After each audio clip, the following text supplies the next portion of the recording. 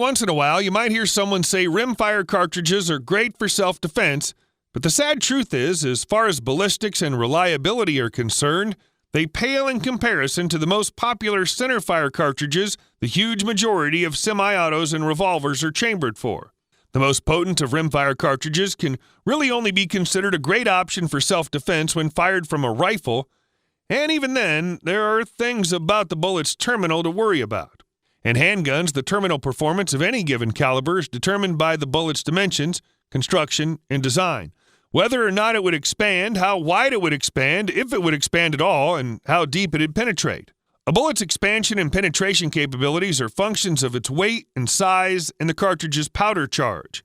In general, penetration and expansion are inversely proportional to each other.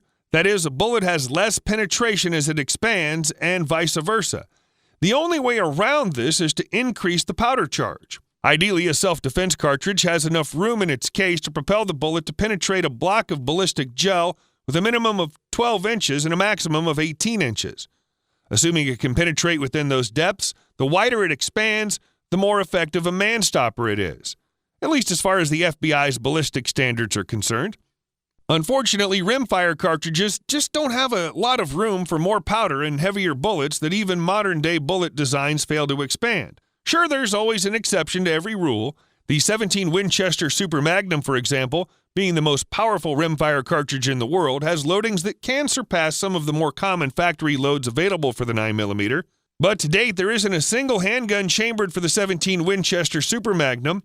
So, as much as I want to, I won't even bother recommending it for self-defense. Still, common sense dictates that having a firearm, no matter how weak of a cartridge it's chambered in, is always going to be orders of magnitude better than having no firearm at all, especially in situations wherein you're up against someone who's intent on committing a crime and is armed. Also, as anemic as rimfire cartridges are, they might be the only option for some people who simply don't have the necessary grip strength to handle anything more powerful. A 40-grain .22 long rifle bullet with a velocity of 1,100 feet per second out of the 4-inch barrel of a Glock 44 can generate muzzle energy of around 107 foot-pounds of force, while a similar 40-grain .22 Magnum with a velocity of 1,300 feet per second out of the 5-inch barrel of an Armscore XT-22 Magnum can generate muzzle energy of around 150 foot-pounds of force. Those ballistic figures aren't anywhere near as high as the 9mm, but they're still nothing to scoff at. Being hit by one of those would be excruciatingly painful, if not fatal, and the recoil is so easy to control it's not even funny. If you're in any kind of situation where you need to defend your life or your loved ones and the only gun you have is chambered for rimfire cartridge, you can rest assured that it'll get the job done as long as you load it with a good self-defense load.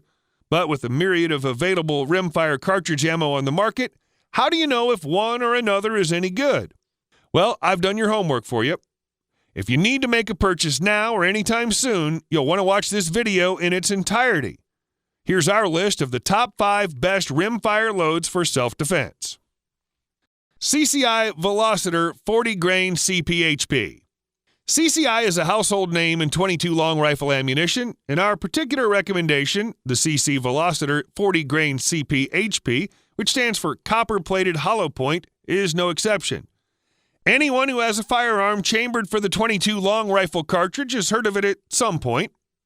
The company markets the 40-grain Veloster CPHP as a small game load that has a 200 foot per second velocity advantage over their own high velocity line of .22 long rifle loads, which sounds kind of confusing.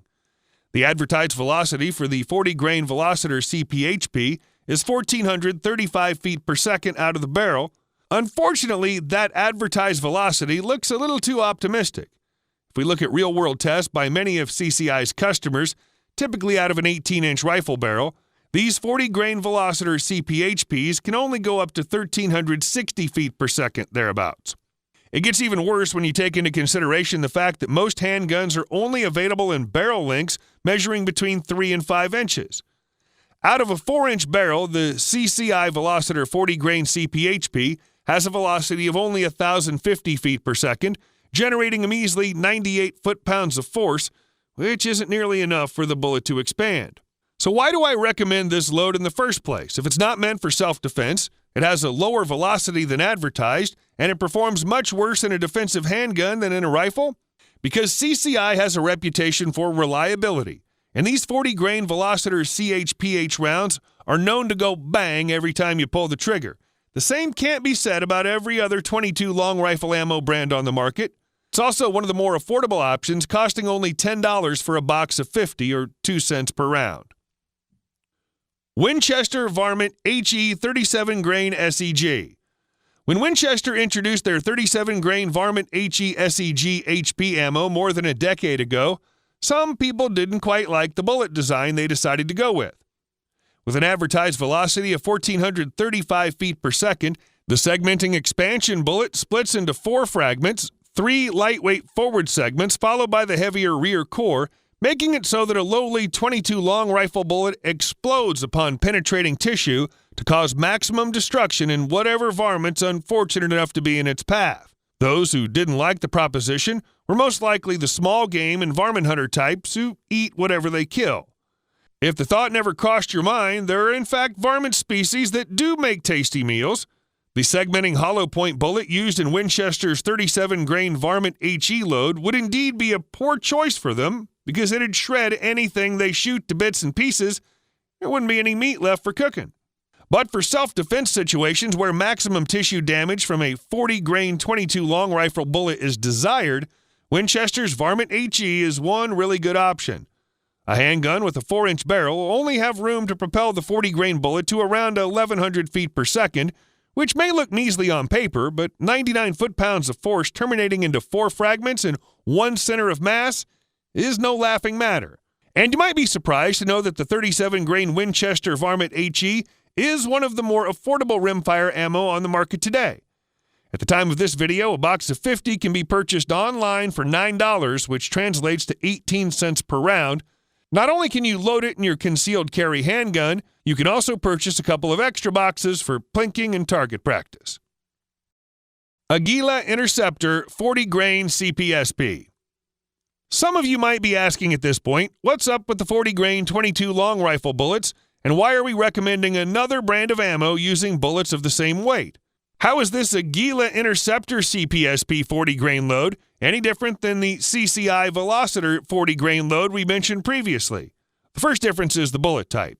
The CCI Veloster we talked about earlier uses a copper-plated hollow point, while this Guila Interceptor CPSP uses a copper-plated solid point. Now, it might sound like a deal-breaker for those who are aware that solid-point bullets do not expand, but then you probably may not be aware that there isn't a single .22 long rifle hollow point bullet that expands when fired in a handgun. What this means is, as far as defensive loads for handguns are concerned, .22 long rifle hollow point bullets are pointless. No pun intended. What this means is, it doesn't matter what type of bullet manufacturers use for their ammo.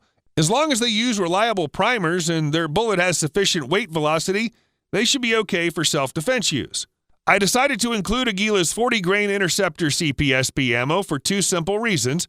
1, this brand has a solid reputation for reliability, and 2, it has the highest advertised velocity out of all the .22 long rifle loads on the market that use a 40-grain projectile, with the package showing a whopping 1,470 feet per second out of an undisclosed barrel length. As with other companies' advertised velocities being a little too optimistic, real-world test data shows these Guila 40-grain interceptors can only manage a velocity of 1,150 feet per second thereabouts from a 4-inch barrel, generating muzzle energy of around 117 foot-pounds of force.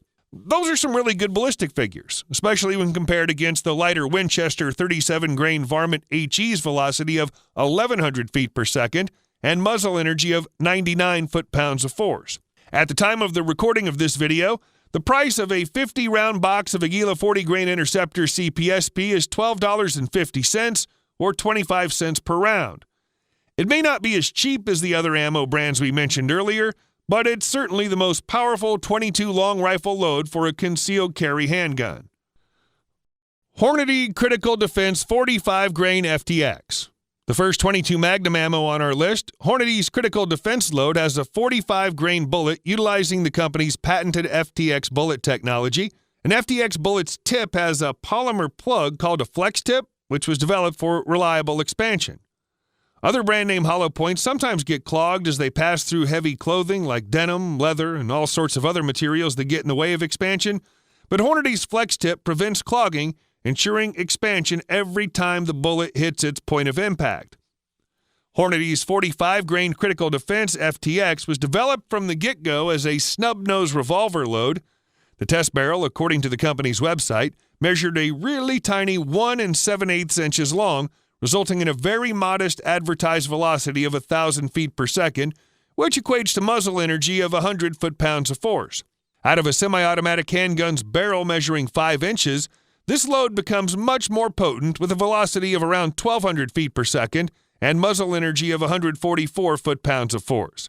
Those numbers may not seem like much of an improvement when compared to the 322 long rifle loads we recommended earlier, but 144 foot-pounds of force is enough to make the 45-grain FTX bullet expand to 0.4 of an inch. That's an 81% increase in diameter from a little bullet that only measures 0.22 of an inch, which directly translates to a wider permanent wound cavity, more blood loss, and faster bad guy incapacitation.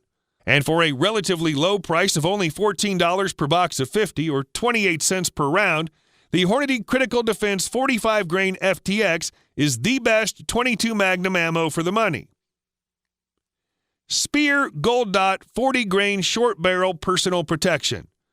Speer's Gold Dot line of ammo is one of the best defensive ammo available in America.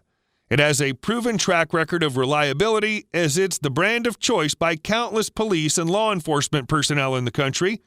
I personally carry a Glock 26 loaded with 9mm plus P Gold Dot rounds, as I know they'll expand each and every time and will get the job done. The best .22 Magnum factory load, and without a doubt the most powerful rimfire cartridge on the market for concealed carry handguns, is Speer's 40-grain Gold Dot hollow points. Like Hornady's .22 Magnum offering, Speer's 40-grain bad boys were primarily designed to be fired from a snub-nose revolver with a barrel length of 2 inches. Speer advertises these to be capable of generating a velocity of 1,050 feet per second out of a snub-nose revolver, which equates to a muzzle energy of 98 foot-pounds of force. While that number may not sound impressive, when shot from a 5-inch barrel, those 40-grain Gold Dot .22 Magnums fly at speeds of up to 1,300 feet per second and generate muzzle energies in excess of 100 foot-pounds of force. With those figures, the Speer Gold Dot 40-grain .22 Magnum is guaranteed to mushroom upon impact, expanding to almost double its diameter of 0.22 of an inch, all the way up to 0.42 of an inch. That's a 90% expansion, which is unheard of if we're talking 22 rimfire cartridges fired from a handgun. A box of 40-grain Gold Dot .22 Magnum bullets has an MSRP of $22.99 on Speer's website, which equates to a price of 46 cents per round. Pound for pound, these rounds can be really expensive, but you get what you pay for.